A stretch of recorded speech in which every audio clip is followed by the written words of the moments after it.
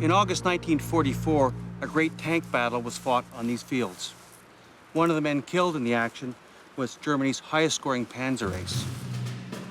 Michael Wittmann was known as the Black Baron. He had killed 138 tanks, and he was a hero of the Third Reich. Like the death of the Red Baron in the First World War, there's been some controversy over who killed Michael Wittmann. We have come back to this battlefield in Normandy to re-examine the evidence and determine who killed Michael Wittmann.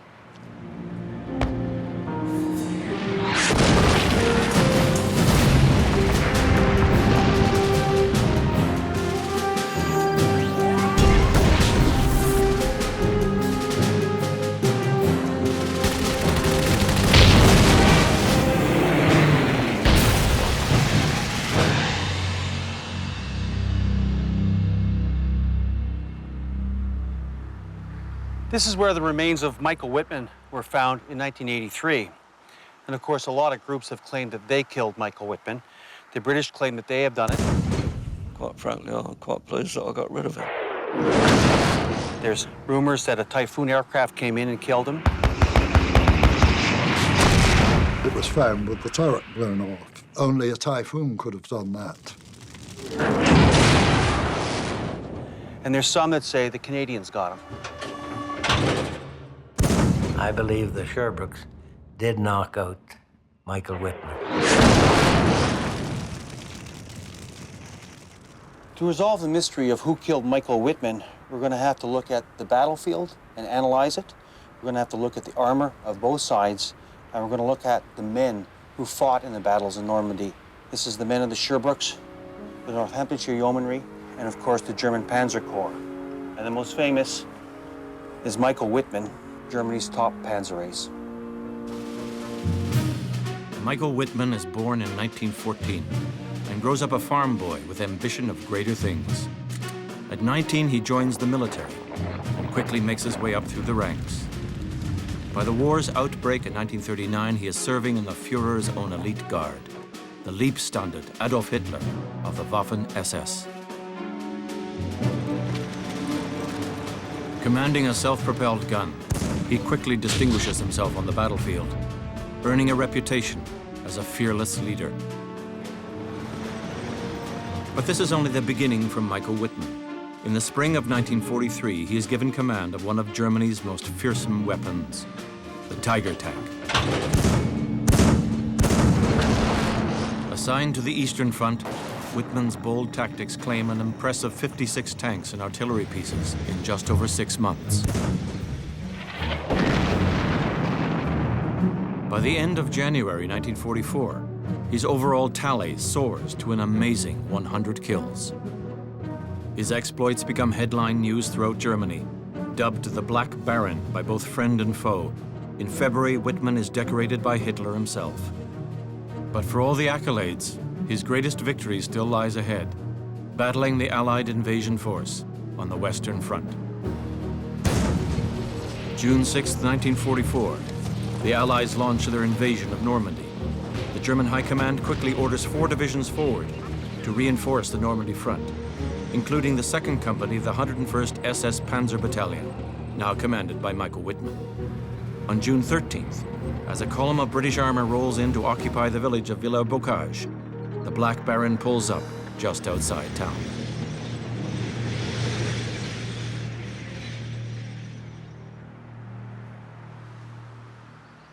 I'm with Daniel Taylor, who's an expert on the Battle of Villers-Bocage, and he's going to explain what happened on June 13th, 1944. So what was happening here with Wittmann's Tigers? Well, they'd found themselves in this little lane. They'd been advancing from Belgium for about 5 or 6 days. The unit was strung out across hundreds of miles. They'd managed to get here with 5 tanks. The place presents pretty good cover. So they're encamped along this lane? Yeah, dispersed along it, yes. So what happens in the morning? Well, in the morning, Wittmann's roused by the sound of tanks coming along the road.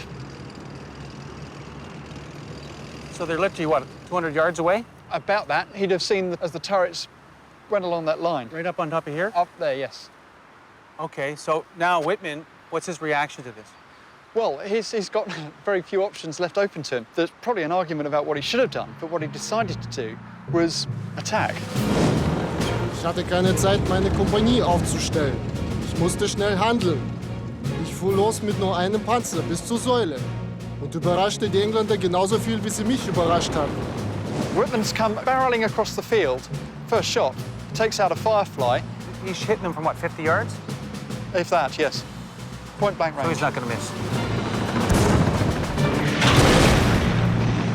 The rest of his unit is to try to engage A squadron up on the top of the hill you can see there. And he's come across the field and he runs into a column of transport.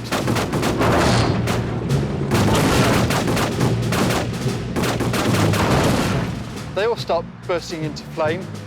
So now he's going to drive into town and he's leaving dead and burnt out vehicles behind him. So the guys in the village, do they know what's going to hit them? Absolutely not, no. It's going to be a big rude surprise to them any second now.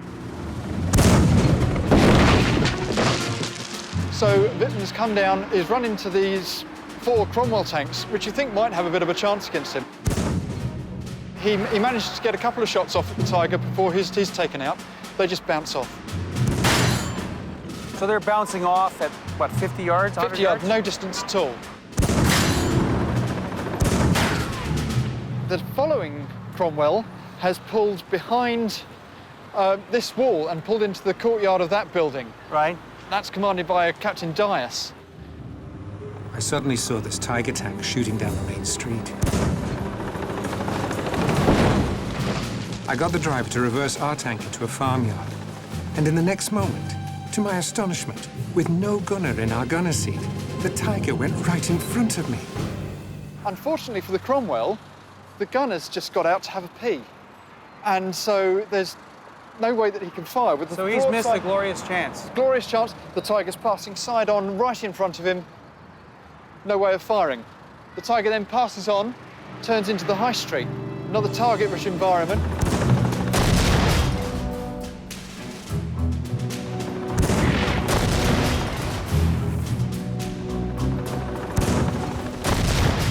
Wittmann's rampage claims a total of 12 tanks and 15 other vehicles, all in a little under 10 minutes. Deciding not to push his luck any further, he retreats back through the village. So how many tanks and soft-skin vehicles did he get credited for this attack? Well, the Germans credited him with an entire regiment. In diesem Ort prallten die Panzer zusammen. In den engen Straßen wurde eine stärkere amerikanische Panzereinheit gestellt und zusammengeschossen. Seit dem ersten Tag der Invasion haben die Angloamerikaner rund 1000 schwere und schwerste Panzer verloren. Wittmann's attack on the British is a huge gamble that pays off. With it, he single-handedly breaks the Allies' momentum and stalls their advance out of Normandy. For his actions at Villers-Bocage, the Black Baron is once again decorated by Adolf Hitler. The ambitious farm boy has now become a living legend. But Wittmann's luck is running out. In less than 2 months, the Third Reich's mighty Black Baron will be dead, leaving behind an enduring mystery surrounding his death.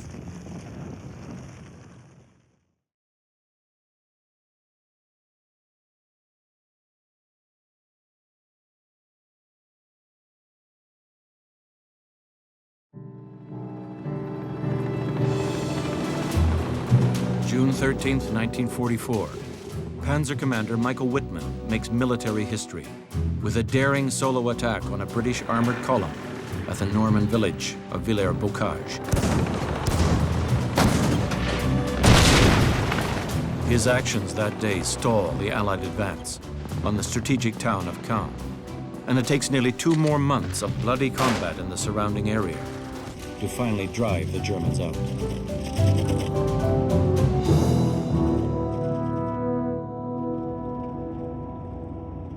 We're on the road south of Caen, going to the village of Sintho, the place of Michael Wittmann's final battle. Throughout July 1944, the Allies launched a number of offensives at Caen, finally capturing it and pushing into the fields to the south, with some of the most severe fighting of the Normandy campaign. Throughout July, the Allies advanced a very short distance with tremendous casualties. No one suffered worse than the tankers, and in 1 month of battle, more than 400 Allied tanks were destroyed.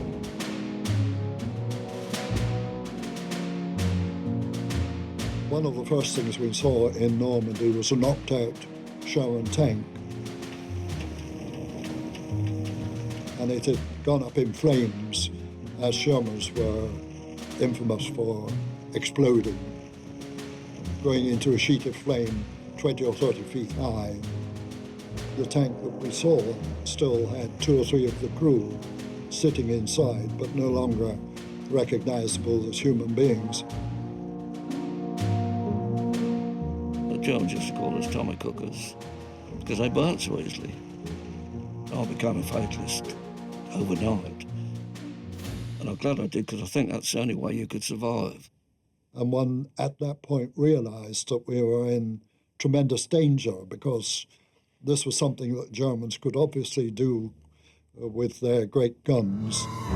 They'd go in one side, out the other sort of thing of some of our tanks. But the main thing was that they could knock out our tanks at a safe distance.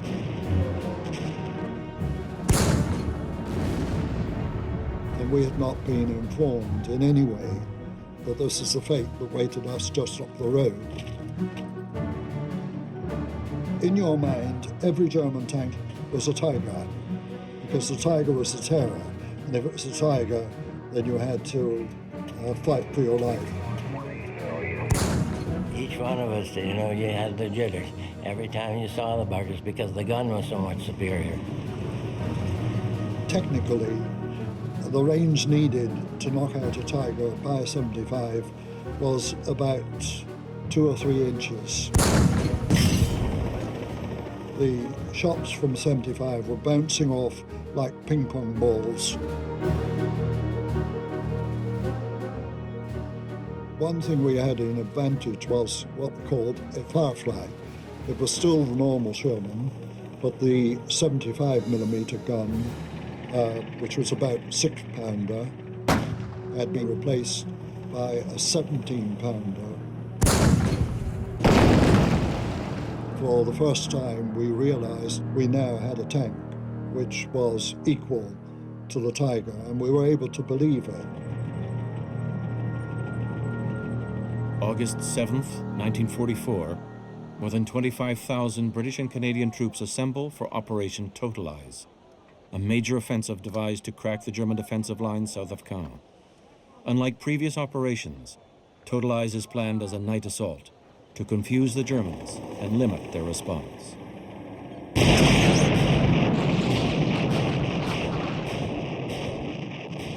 It begins at midnight, August 8th. The initial attack is a success, and in less than 4 hours, the Allies break through the German lines and begin advancing south. Progress in the dark is slow for some units, while others, like the Northamptonshire Yeomanry and the Sherbrooke Fusiliers, proceed quickly to their objectives. Isolated from the main force, they dig in for the inevitable German counterattack. And so it is, in the early hours of August 8th, the stage is set for the Allies' final confrontation with the Black Baron.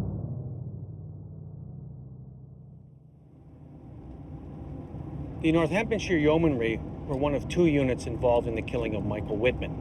And to recreate what happened to Wittmann, we have to find out exactly where they were.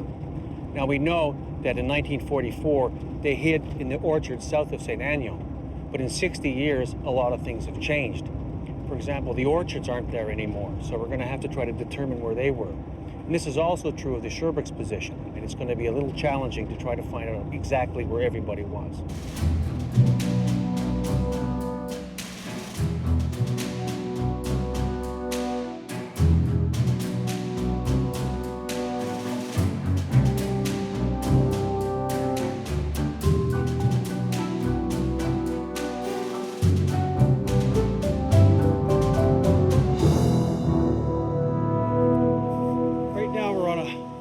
Country road south of St. Agnan, and by 8 a.m. the Yeomanry were on their objective, which was the village. They had discharged their infantry. They moved south into these woods, and they built defensive positions in case there was a German counterattack. Today there's no orchards and very little woods, but this whole area was wooded in 1944. And from here, they got a commanding view of the area to the south and to the west. You can see the Route Nationale over here, and the Germans were further south. But as the yeomanry were digging in, the Canadians were also advancing west of the Route Nationale. So what we're going to do is we're going to go by the Canadian cemetery, and just a little bit north of it is Gumisnel, which is a very, very small hamlet. And this is where the Sherbrooke set up. We know it was in a stone wall around an old chateau.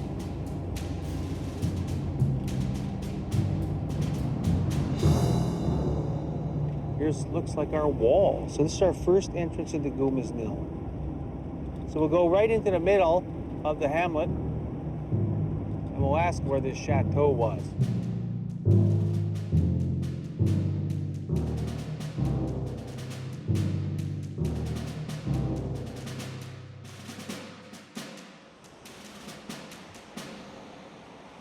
So this is the eastern outskirts of the hamlet of Gumisnel, and we're right on the Route Nationale. You can see the cars coming by. They're routing our battlefield. So what I'm looking for is an old wall that belonged to an old chateau. And there's a lot of old stuff around here. Pardonnez-moi, monsieur. Bonjour, monsieur, ça va? Ça va. Et je cherche pour le place pour le vieux château et le vieux mur. Oui, voilà. Tout de suite, on est ici. Oui. Là, la maison. Et le vieux château, ici. Ok. Et un mur tout autour, comme ça. Le château, il a brûlé avec les Anglais. Mais c'était pas l'aviation, ni les chars, ni le... il a brûlé. C'est un accident. Accident bête, oui. Accident... beaucoup... Merci, monsieur. Voilà. So, what's happened is the old chateau was just north of here, and that the wall came around. It was a huge wall that went up to this area, around about 30 meters down that way, then down to the main road. Then at the end of the war, the chateau burnt down, and apparently a bunch of English soldiers got drunk, and the thing caught fire. So this is the correct wall. I want to see if I can get inside there to see exactly what the Sherbrooks could see on the day of the battle. When I got through here.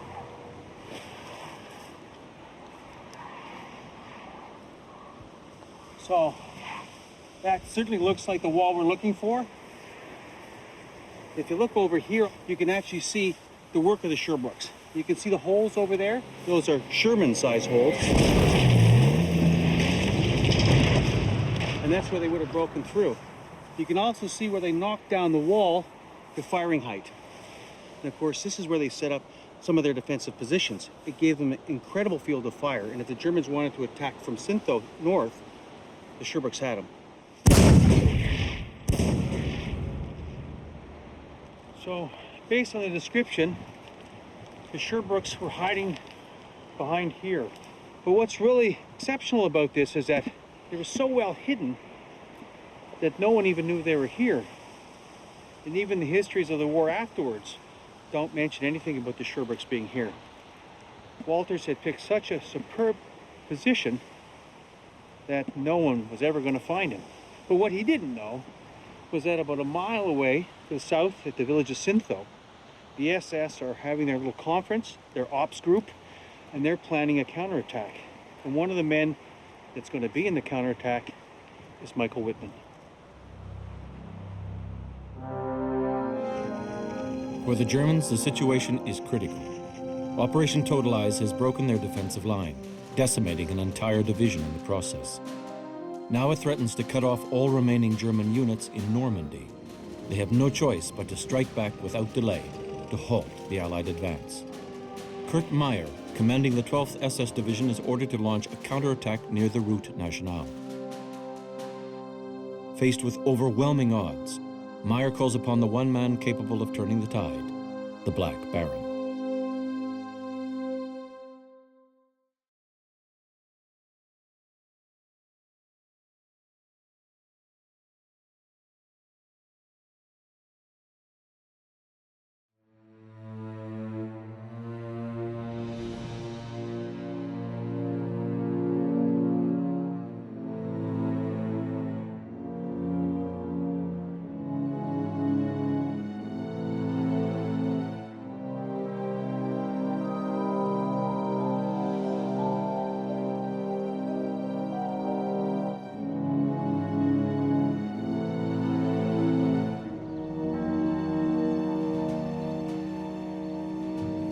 northern end of the village of Syntho, and on August 8, 1944, it was where the Germans made their plans to do something about the breakthrough of Totalize.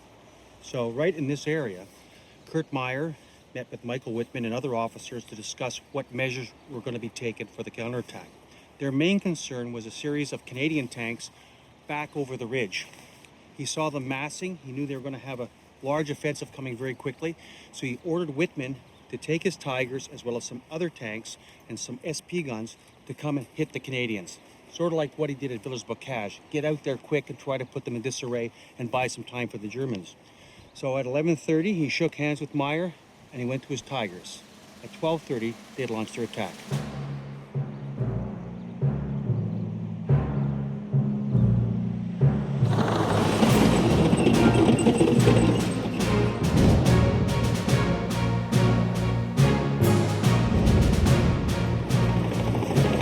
The plan called for 5 tanks to come across this field and 2 to go on the other side of the Route Nationale. Their objective was to get over the hill and hit the Canadian tanks that were massing there for the second phase of Operation Totalize.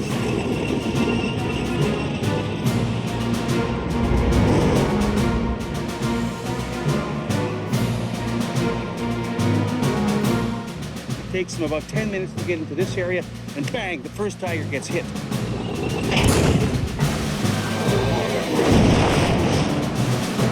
In the meantime, Wittmann is over by the Route Nationale. He must have seen this because his radio communication goes, Achtung! Achtung!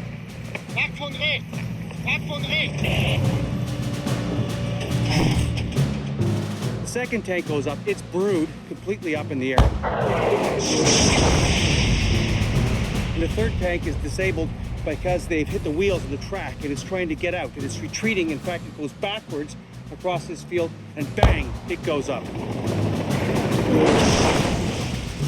So in a few minutes, the field is all burning wreckage. The men are climbing out of the turrets, they're bringing their wounded, they're trying to get out of here before they're shot down, and as they go by, they see Tiger number 007, and it's not moving, and its turret is askew to the east. In the aftermath, no one is sure exactly what has become of the Black Baron. He simply declared missing in action. At the time, the only clues to his fate were a few scattered reports from surviving German tankers. When I looked out to the left, I saw that Michael's tank wasn't moving. The turret was displaced to the right and tilted down to the front somewhat. When I got to within about 250 to 300 meters, as a flame suddenly shoot from the tank, and the turret fly off and fall to the ground. These accounts would remain unsubstantiated for decades, until a photo of the battlefield taken by a French farmer in 1945 confirmed at least some of the details surrounding the destruction of Tiger 007. Since then, more and more evidence has been surfacing in the field near Gosmenil.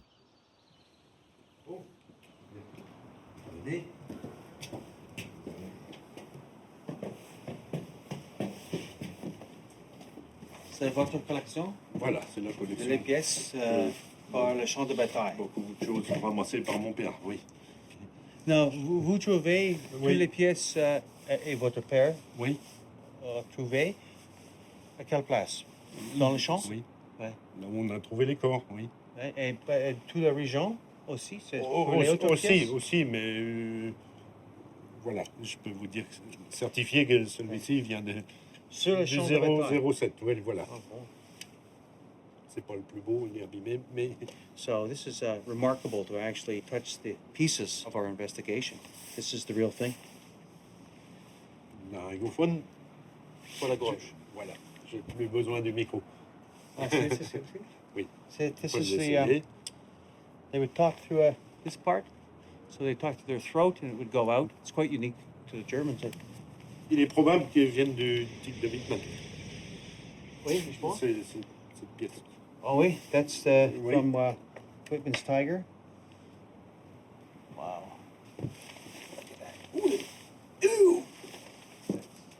This is an 88 armored piercing shell. So this is where the charge is, and they load it in the gun. Go. Oui. Avec le feu. That's why the tiger was deadly. Cette pièce aussi, c'est une trappe qui était dans le fond de la tourelle. Oui. C'est le plancher de la tourelle. C'est le plancher, une partie du plancher de la tourelle, oui. Oui. Wittmann, il a marché là. Oui. Bien sûr. Oui. Oui. Pour la dernière fois aussi. La dernière fois, oui. Et même sa femme a pleuré quand elle a vu cette pièce. Oui, c'est ça. Par la photo, je pense. Voilà. C'est ce qui comble le vide du cercle là. Puis la grande explosion fait comme ça. Oui. Et les pouces. Et qu'est-ce que c'est ici? Ceci, oui, c'est une tourelle que j'ai fait le même jour que les deux cercles de la tourelle. So this is a rocket fired from a typhoon that was found at a similar time as they dug up these pieces from the tiger. This gives us another dimension of who could possibly have killed Michael Wittmann.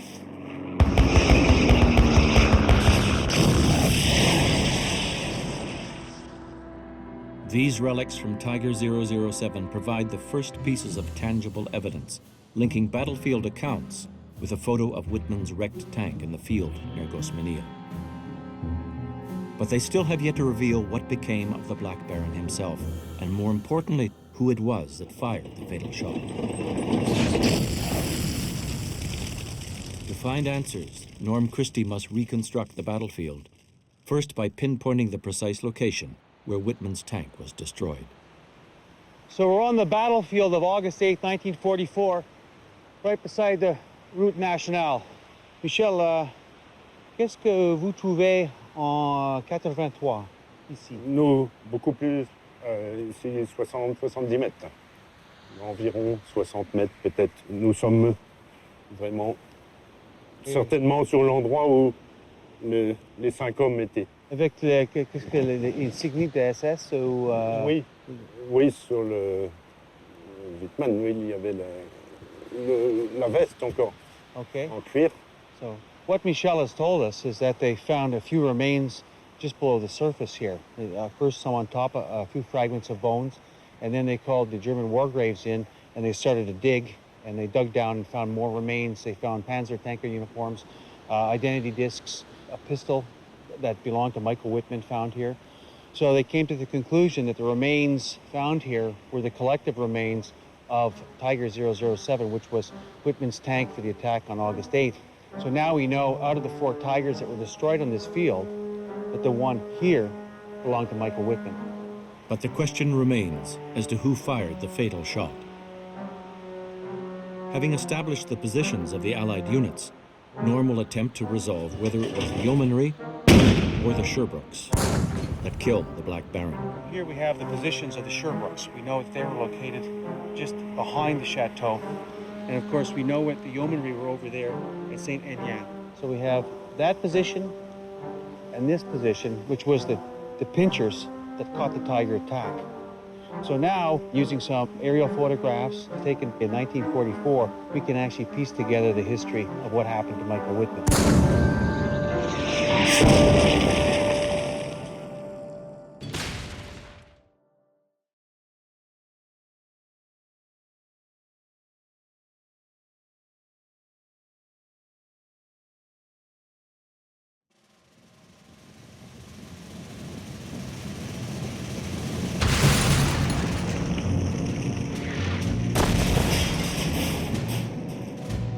On August 8, 1944, Germany's greatest tank commander, Michael Wittmann, was killed in this field. So far, Norm Christie has pinpointed the positions of the British and Canadian forces, along with the final location of Wittmann's tank. Now, using aerial reconnaissance photos from 1944, he will determine once and for all who killed the Black Baron.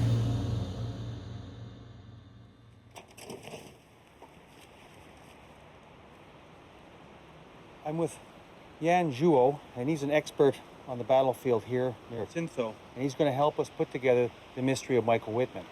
Let's look at what we got. This is the original photograph.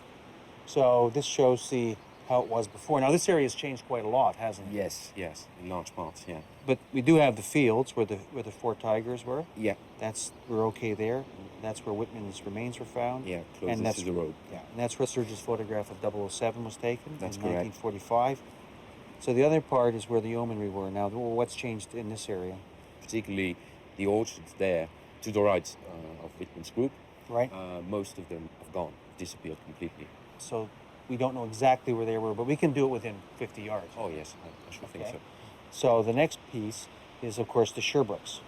Now, that chateau and the wall, a lot of that's all gone now, right? The Sherbroughs are going to be the challenge because we also don't know which Sherbrough took the shots. So let's go set it up and try to recreate this battle that really took place in about, 10, 12 minutes? Oh, yeah, at most. Let's go get the surveyor and find out what really happened. Okay.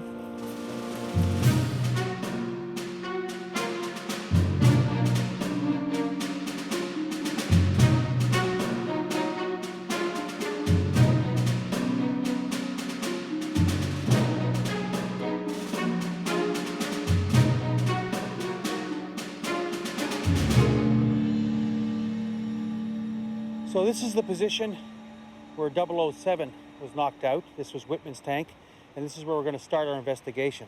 So we're going to analyze the field from really a line of sight from the various positions to see what they could actually see. And then we're going to use surveying and GPS to do the rest, to get our distances.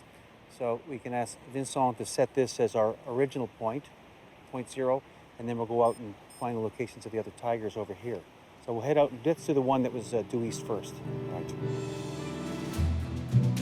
Using the aerial photographs from 1944, Norm plots the field positions of the 4 wrecked tigers. The yeomanry claims that their gunner, Joe Atkins, took out Wittmann along with 2 others, a remarkable feat, to say the least. Norm is returning to the yeomanry's position south of Saint-Aignan to examine the battlefield from there to test the validity of the British claim. So let's look at it. So we got Syntho over here, Misnel, okay, and we've got the yeomanry over here all set up, nicely dug in. So now they're ready for any counterattack should there be one. And of course, the Germans usually did very quickly.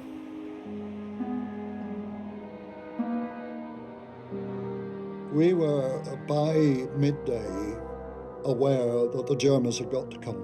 They couldn't leave us there any longer. There were 4, certainly 4 tigers, which came down on what would have been our side of the main road. I saw the 3 tigers come across in front of us, about 1,200 yards away. My tank commander told us to wait till they get to about 800 yards. I was now starting to get a bit itchy. The tank commander said, advance driver, and we pull out of cover. As we're pulling out of cover, he says, target the rear tiger. Can't see very much. You're looking through a periscope that big. At 800 yards, I mean, they're only they're tiny, you know. I fired. As we were reversing back into cover, I'd look round at the second tank. I was probably more frightened, but I was sort of thinking, get the bastards before they get me. I fired one shot at the second tank in line. He immediately blew up. The third one definitely were milling around looking for cover. As soon as I was ready to fire, I fired. The yeomanry are here. They claim there's 3 tigers coming up, and they hit all 3 of them. So what's the danger area for a Firefly? How far can they shoot effectively? Effectively, they would shoot at 800 meters, I would say. They could shoot at as far as 1,200 meters. But from here, that would be a very, very lucky shot. Right. I think we're looking at Wittmann's tiger there Right. was about a kilometer away. So that's been solved. Can you give me the third one? 767 meters. And the second one we did? 754 meters. Okay, 754. So that's this one. That's that one there. 754. How far to tank one? 775. 775. So that's within 800. That's a good right, distance yes. for a Firefly. Now, how far is the Wittmann one? 967. 967. So it's almost a kilometer, so 1,100 yards, which was at the very, very top of the range for the gun. There are several things to consider. These three tigers here in the line are the closest to this place here where Northamptonshire Yeomanry was located. So it would make sense for them to have taken them out first anyway, because they are within 800 meters range. So from here, you would see those three tigers very clearly on the horizon as they came across. But Wittmann is over the rise down towards that white building over there, Gulmasnell. You know, maybe a lucky shot would go through. That'd be a very skilled shot. But that would mean they got 4 tigers. Yeah. So that doesn't fit with the belief of what the yeomanry got that day. You can see why the 3 tigers would be sitting ducks, but the 4th one would be quite a challenge.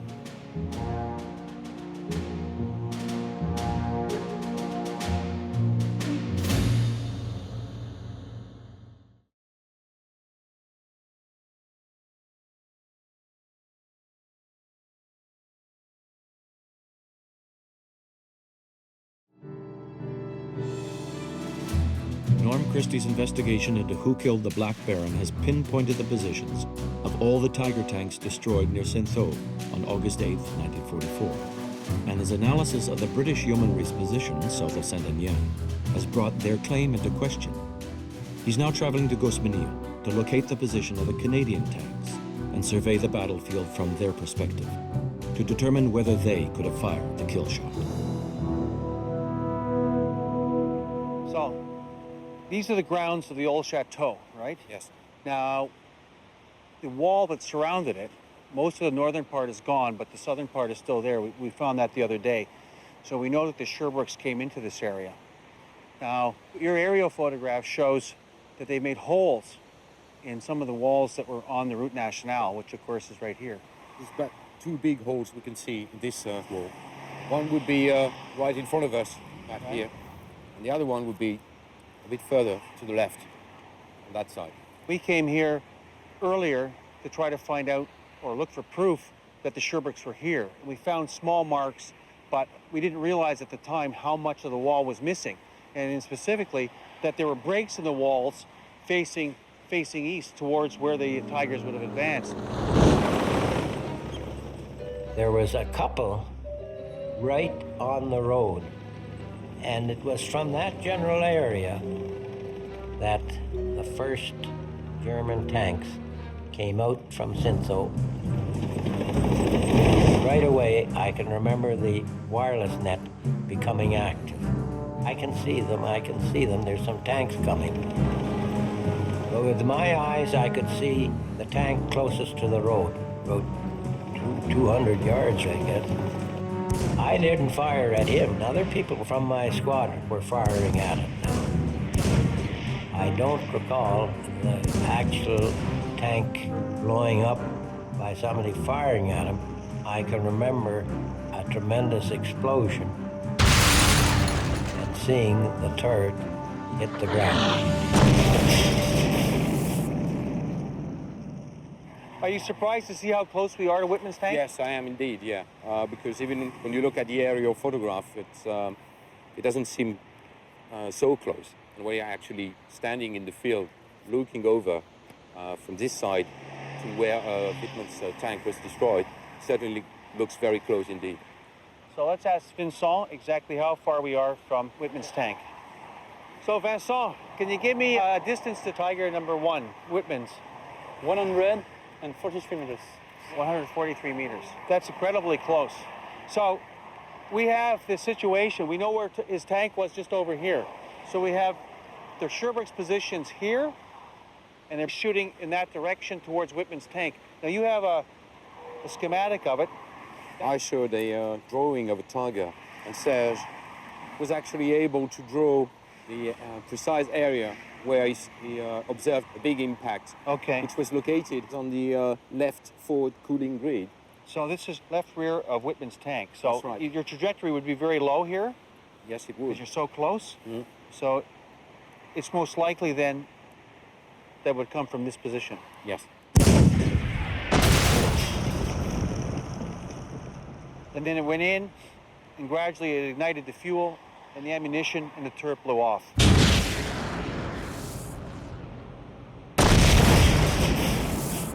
That's amazing. I'm surprised we're this close. I thought we'd be around 500 meters, and now we're 150. So really, it almost has to be the Canadians. Can you think of any alternative? Well, Monsieur Varin, who took the photograph that we see here, he's actually suggested that it could have been a Typhoon rocket, because he photographed an unexploded Typhoon rocket that was lying nearby the tank. The reason I would doubt it is a Typhoon rocket is that A, they were ripple fire and weren't very accurate. It would be very difficult to hit a tank. The second thing is that the Typhoon rocket has several pounds worth of explosive, and if the rocket hit the Tiger, the rear of the Tiger would be blown apart. Right. So you wouldn't be able to see the hull in one So piece. there's no evidence of really burning in this. No. There's just no proof that it happened. It's unlikely. So we're left with really one thing here. The Canadian. Sherbrooke's had to do it. Yes. Having examined the battlefield from the German, British, and Canadian positions, it's now possible for the first time to reconstruct the Battle of Saint-Thô and accurately recreate the attack that killed German Panzer Ace Michael Wittmann.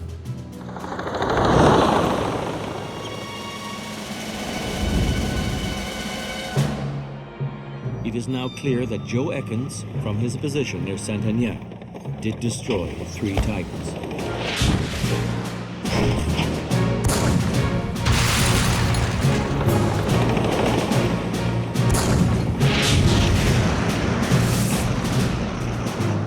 But it's difficult to believe Ekins could have fired the shot that killed Wittmann, especially in the face of strong evidence that indicates that the fatal shot came from the direction of the Canadian tanks at Gosmania.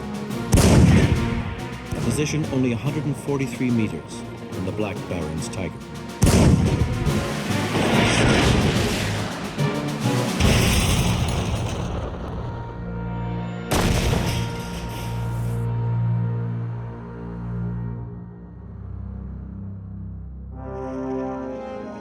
Following the Battle of Saint-Thô, the Allies pushed further south, continuing their advance against the remaining German units defending Normandy. In just 80 days, they completely encircled the retreating German army. The Battle of Normandy is all but over. In all, 100,000 men lose their lives, including 50,000 German soldiers.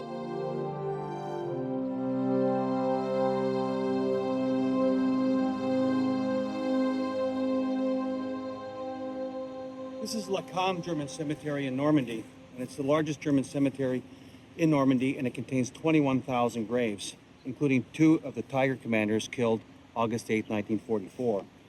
This is Willy Irion. He was the commander of one of the Tigers knocked out going across the field, and you can see it's a collective grave with some of his crew members here. These are always just partial remains because of the fire inside the tank, as they say, brewed up, and there'd be very little after the battle to even bury. One tanker told me the story of burying his crew, and they buried them in a mess tin.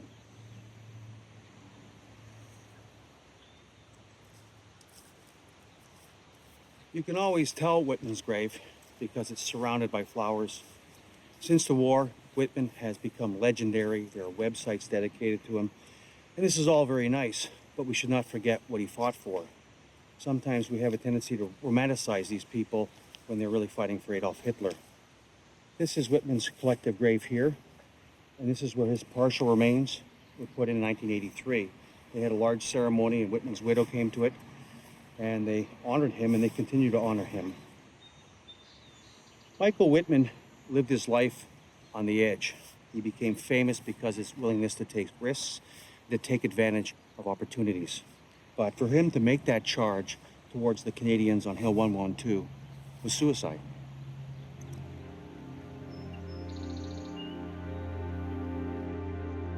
I have a feeling that Wittmann had been in the war so long that when it got to that point, they were realizing that the war was lost. And whether his last thoughts as he went down the road were simply, Valhalla, here I come. The Sherbrookes did knock out Michael Wittmann. And you didn't make very much of it, because none of us knew who the hell this guy was. He accepted the doctrines of Hitler enough to get in his tank and invade other people's countries, left country after country. Anybody who goes into another person's country to kill is a criminal. I'm afraid he might have been a hero to the Germans, but